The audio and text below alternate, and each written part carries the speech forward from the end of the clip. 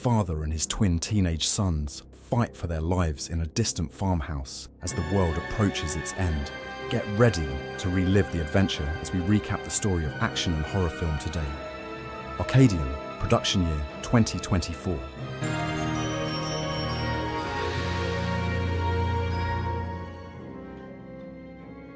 The movie begins with Paul collecting his belongings and sprinting through the deserted paths, while staying alert to the military encircling the entire area.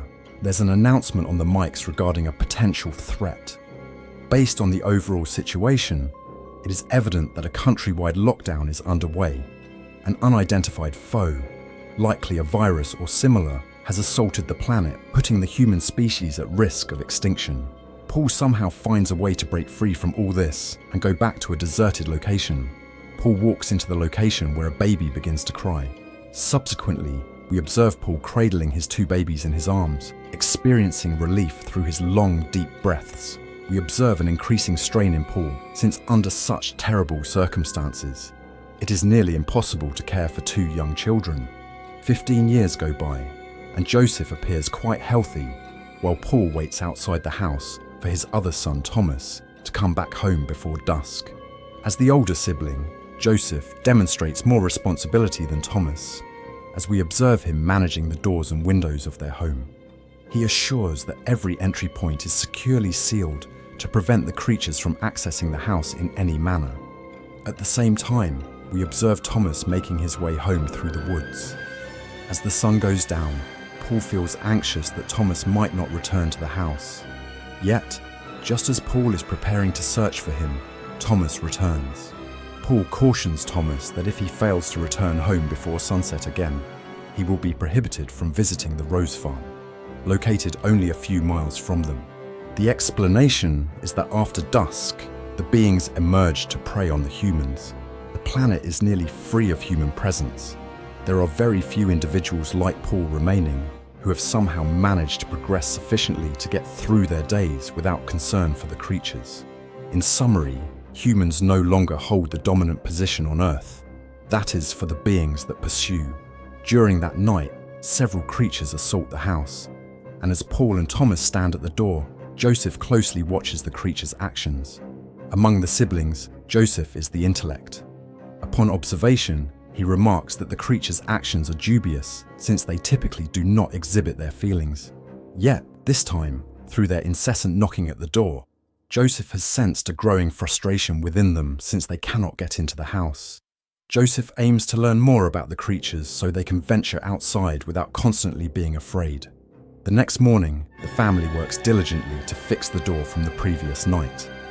After the creatures damaged much of its wood, Paul discovers that Joseph has built a car that won't start. Paul fixes it, and the engine appears to be running. Joseph states that he has designed it to prevent them from having to live in fear of these beings.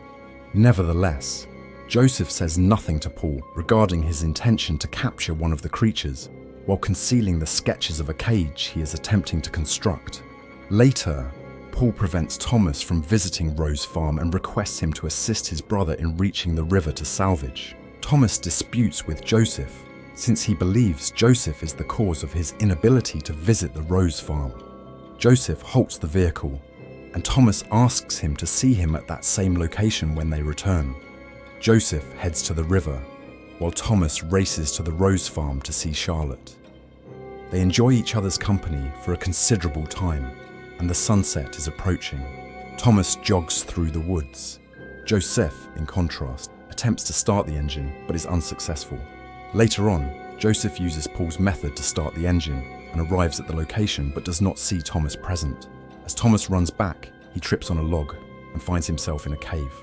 Upon returning home, Joseph believes that Thomas has already been there ahead of him. However, Paul informs him that he has not. He instructs Joseph to look after the house, while he and the dog, Rocco, head out to rescue Thomas. Thomas has a concussion due to the force applied to his hand.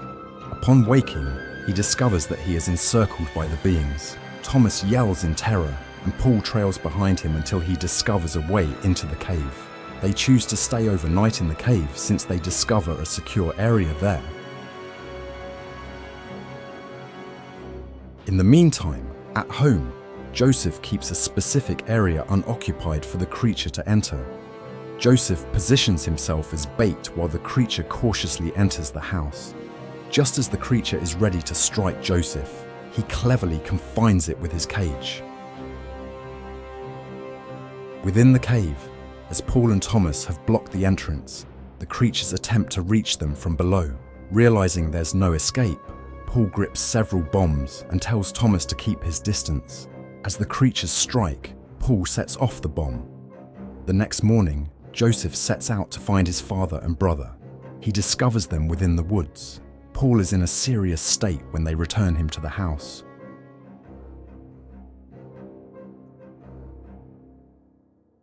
Thomas discovers the being trapped within the house. Then, he attempts to eliminate it, missing the opportunity for Joseph to learn about the being. Regardless, as in previous instances, Thomas was only capable of causing a problem, prompting Joseph to intervene and assist him in eliminating the creature. Eventually, Thomas concludes that they must bring their father to Rose Farm since they possess medicines. Joseph informs him that they won't permit anyone else since individuals already possess a very restricted supply for themselves due to the creatures. However, Thomas persuades Joseph to bring Paul to the Rose Fast. Unfortunately, the proprietors of the Rose Farm do not permit Joseph and Paul. Nonetheless, they indicate that Thomas may remain if he wishes since they have known him for many years, and their daughter Charlotte also has a strong connection with him.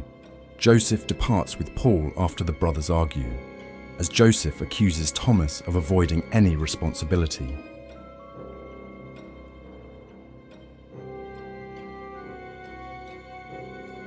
Thomas remains at the Rose Farm for the night, yet he senses a need to be at home. He requests the medicine from Charlotte since her parents wouldn't provide any. Charlotte hands him the medicine, and Thomas dashes back to his house. One of Mr. Rose's security guards hears Thomas conversing about medication with Charlotte, so he patiently bides his time to catch Thomas in the act. Subsequently, they restrain him and keep him still as one of the individuals prepares to fire at his leg for theft. However, out of nowhere, the beings emerge from below, slaughtering nearly all the inhabitants of the farm. Thomas strangely avoids certain death when he encounters Charlotte outside the farm. Thomas watches the entire house ablaze. Charlotte informs him that her parents have died because the creatures have overtaken the area.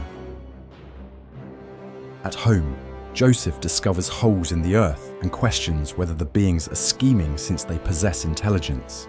Thus, he gets ready as Thomas and Charlotte arrive to assist him. Paul regains awareness, and Joseph explains the circumstances to him.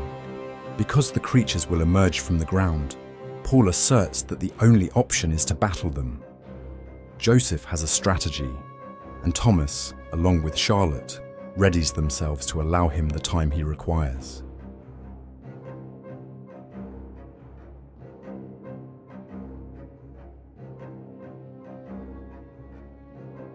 When the creatures arrive, they all battle them vigorously as Paul awakens and begins firing at the creatures. There arrives a moment when Paul observes his sons slaying the creature, constantly watching each other's backs.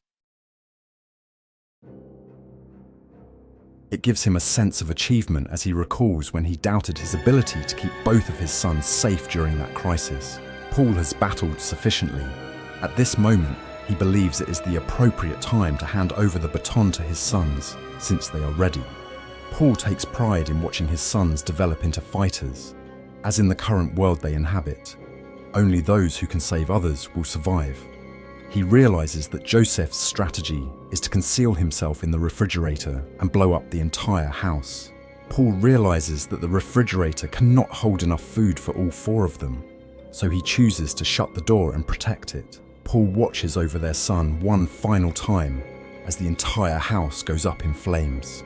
Thomas, Joseph, and Charlotte emerge from the refrigerator, while one of the creatures pursues them as they flee in the car. Charlotte strikes the beast with the firearm, and at last, the valley is liberated from the monsters. The beings have devised the entire scheme to surprise the humans unexpectedly. However, Joseph has readied himself as he noticed the shift in the behavior of these beings.